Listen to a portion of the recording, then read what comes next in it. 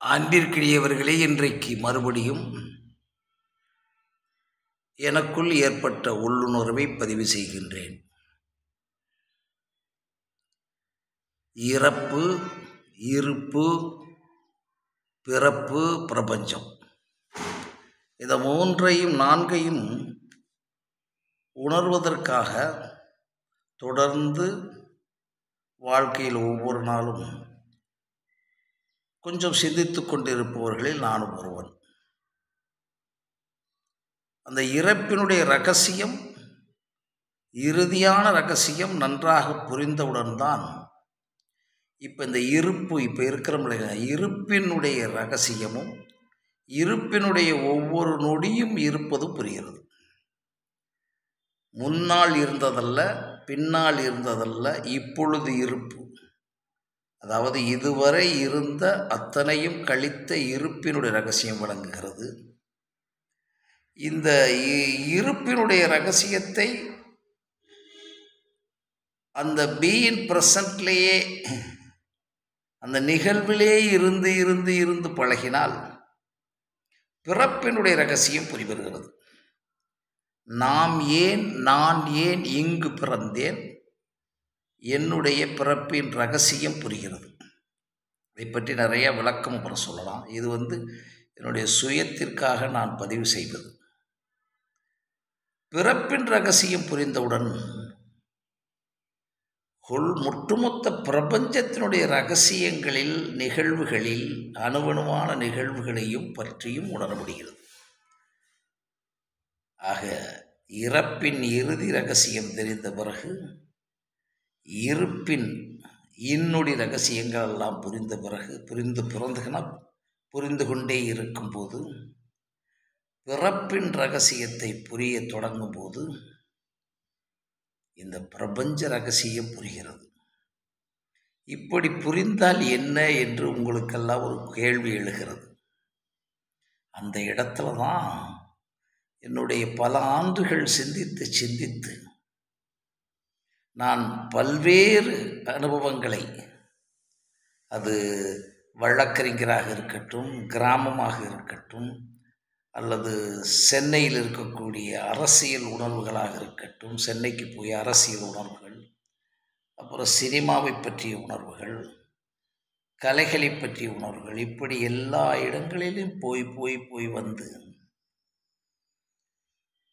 அந்த உணர்வுகளை எல்லாம் எதற்காக தேடிக்கொண்டிருக்கிறோம். இதுபோக அஸ்ட்ராலஜி, நாடி ஜோதிடம், கடவுள் நம்பிக்கை, அதீத நம்பிக்கை, இந்த உலகத்திற்கு எல்லா விஷயத்தையும் மேக்சிமம், அதுக்கு பிறகு இவங்க சொன்ன மெடிடேஷன், அப்புறம் கடவுளோடு இணைதல், பிணைதல், எல்லாமே ட்ரை பண்ணி பார்க்கும்போது நமக்குள்ளே இருக்க ஒன்றைத்தான் தேடுகிறோம் என்று நம்முடைய ஒட்டுமொத்த வேதாந்தங்களும் கூறியதையெல்லாம் பார்த்துட்டு இப்போ என்ன செய்கிறதுனா, இந்த பிரபஞ்சத்துக்கும் இந்த மனித உடலுக்கும், இந்த மனித உடலுக்குள்ளே இருக்கக்கூடிய அத்தனை உறுப்புகளுக்கும், அந்த மனித உடலுக்குள்ளே இருக்கக்கூடிய உண்மைக்கும், அன்பிற்கும், இந்த மனித உடலுக்குள்ளே இருக்கக்கூடிய எண்ணத்திற்கும், அறிவிற்கும், நுண்ணறிவிற்கும், ஆற்றல்களுக்கும், சக்திகளுக்கும் எல்லாமே இணைந்தும் பிணைந்தும் எப்படி இயங்குகின்றன என்பதை என்னுடைய இதைத்தான் நான் ஒரு தியானமாக சிந்திக்கும். தியானம் என்றால் அதையே சிந்திப்பது.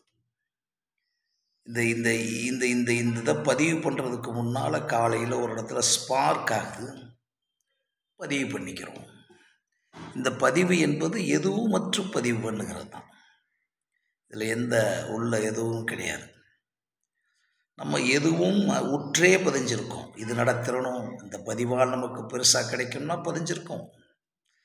ஆக என்ன ஒரு பேலன்ஸ் கிடைக்குது, அவ்வளோதான், வேற ஒன்றுமே இல்லை. அதை கண்டேன் இதை கண்டேன் என்று சொல்லாமல் இந்த நிலைக்குள்ளே எல்லாரும் வர முடியுமான்னு சிந்திக்கிறேன். எல்லாரும் வந்திருக்காங்க.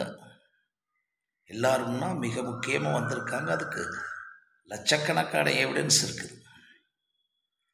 ஞானி மட்டும் இல்லை, கைவல்ய நவனியத்தில் சொன்னது மாதிரி ஞானியாக இருப்பவர் மட்டும் இல்லை, எல்லாரும் வர முடியும் என்பது தான் அது.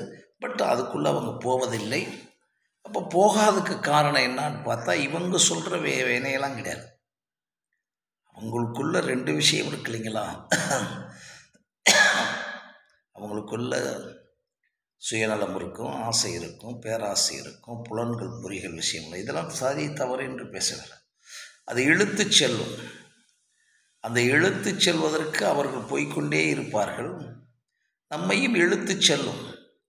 அந்த இழுத்து செல்லும் போது நமக்கு கிடைத்திருக்க இதே அறிவில் தான் நம்ம அதை கட் பண்ண முடியும். அதனால் இது யாருக்கும் தத்துவம் அல்ல, ஒரு பேலன்ஸ் இருக்குது. இப்போ நான் சரியான வெயிலில் தான் உங்களோட பேசிகிட்டு இருக்கு. சரியான வெயில், மரண வெயில் அடிச்சுக்கிட்டு இருக்கு. அப்போ அந்த பேலன்ஸில் எதுவும் மற்ற பதிவு பண்ணி வச்சுருக்கேன். இந்த பதிவுகள் எனக்கு கொஞ்சம், உங்களுக்கு தேவைப்பட்டால் கொஞ்சம் பயன்படாத நினைக்கிறேன். நன்றி, வணக்கம்.